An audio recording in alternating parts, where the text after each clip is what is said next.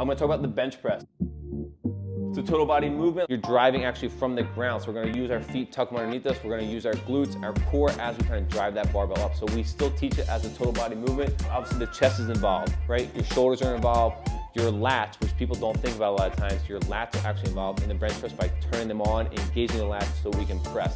So it's that stretch shortening cycle where I pull down and then I press up. Then obviously the triceps are hugely involved. So people do a ton of tricep work to make sure they're strong enough to complete those exercises. The setup of the bench, right? We think 5 points of contact. So I'm gonna think head, shoulders, butt, and then feet, right? So obviously there's 2 feet, so we count that as 2. But those are our 5 points of contact when we set ourselves up on the bench. See almost like a natural arch from my butt to my upper back. My upper back should be pressing down into the bench. My feet are tucked underneath me, so I'm creating that natural arch in the bench press.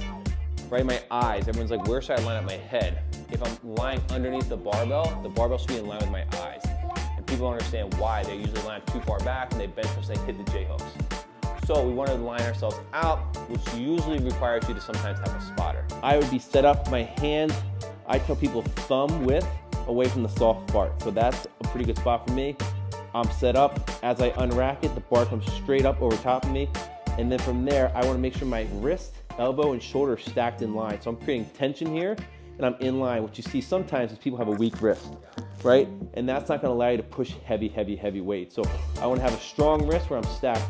Wrist, elbow, and shoulder. I'm going to control this barbell down for the eccentric. I'm going to touch the shirt for the iso. And when I press back up, people get this wrong a lot of times. They press straight up.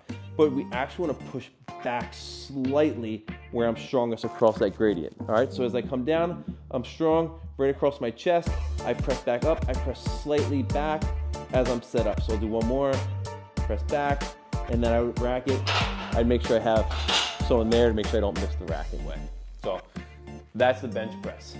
Anything questions-wise?